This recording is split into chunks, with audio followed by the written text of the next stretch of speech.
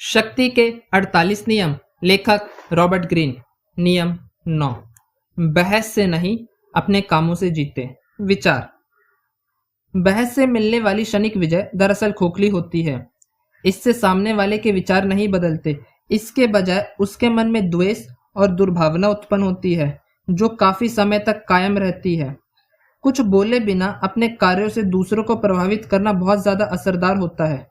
बोले नहीं, बल्कि काम करके दिखा दे। आइए कहानी के माध्यम से समझते हैं अमेसिस के कार्य। जब एस्पिरियस को गद्दी से उतार दिया गया तो अमेसिस सिंहासन पर बैठा। वह सईस जिले का था और सियोफ कस्बे का निवासी था।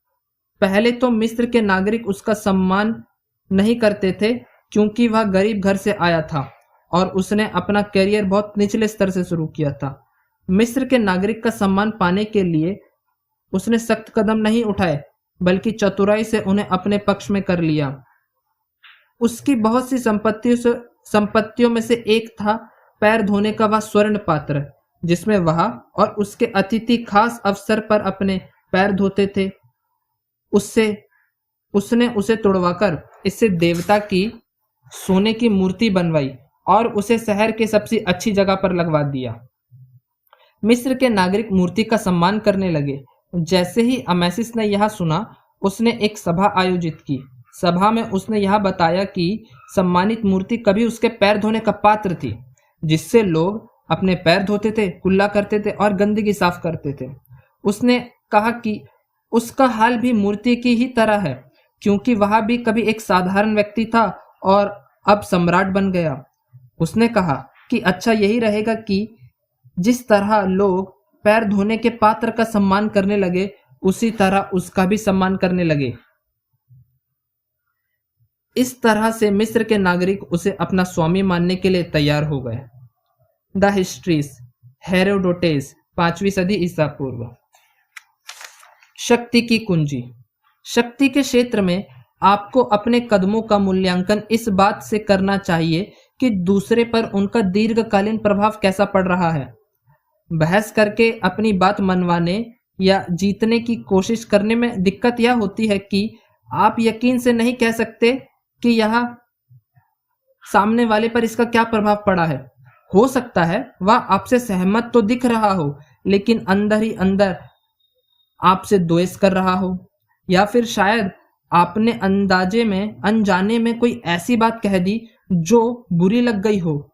ध्यान रहे, सामने वाला अपने मूड और असुरक्षा के आधार पर आपके कहे शब्दों का मतलब निकालता है। अच्छे से अच्छे तर्क की भी कोई ठोस नींव नहीं होती है, क्योंकि हम सब शब्दों के छलावे भरी प्रकृति से वाकिफ होने के कारण उन पर अविश्वास करते हैं। किसी के साथ बहस करने से कुछ नहीं होता। किसी के साथ बहस करने से कुछ ही दिन बाद हम सिर्फ आदत की वजह से अपने पुराने विचारों पर वापस लौट आते हैं। इस बात को समझ ले, शब्द चवन्नी के 100 मिलते हैं। हर कोई जानता है कि बहस करने के आवेश में हम अपनी बात के समर्थन में कुछ भी कह सकते हैं। हम बाइबल का हवाला दे सकते हैं या ऐसे आंकड़ों का जिक्र कर सकते हैं जिनकी पुष्टि नहीं की जा सकती। इस तरह की हवाबाजी से कौन हम पर विश्वास कर सकता है। कार्य इससे कहीं ज्यादा शक्तिशाली और अर्थपूर्ण होते हैं। वे हमारी आंखों के सामने होते हैं और हम उन्हें देख सकते हैं। कार्य में चुभने वाले शब्द नहीं होते और गलत निष्कर्ष की संभावना भी नहीं होती। सामने दिखाई देने वाले सबूत के साथ कोई भी बहस नहीं कर सकता। जैसा बाल्तेसार ग्रेशियन कहते हैं, सत्य आमतौर पर सुनाई नहीं, दिखाई देता है। सर क्रिस्टोफर रैन इंग्लैंड के पुनर्जागरण काल में इस बात के जीते जागते उदाहरण थे। उन्होंने गणित, खगोल शास्त्र, भौतिक शास्त्र और जीव विज्ञान में महारत हासिल कर ली थी। वे इंग्लैंड के मशहूर वास्तुविद थे। इस क्षेत्र में उनके लंबे कैरियर ने उनके ग्राहक ने उन्हें डिजाइन बदलने के बारे में बहुत से अव्यवहारिक सुझाव दिए। उन्होंने कभी ग्राहक से बहस नहीं की या चुभने वाले शब्द नहीं कहे। उनके पास अपनी बात साबित करने के दूसरे तरीके थे। 1688 में 1688 में रैन ने क्रिस्टोफर शहर के लिए एक शानदार 1688 में रैन ने वेस्टमिंस्टर शहर के लिए एक शानदार टाउन हॉल डिजाइन किया, लेकिन मेयर उससे असंतुष्ट था। उसने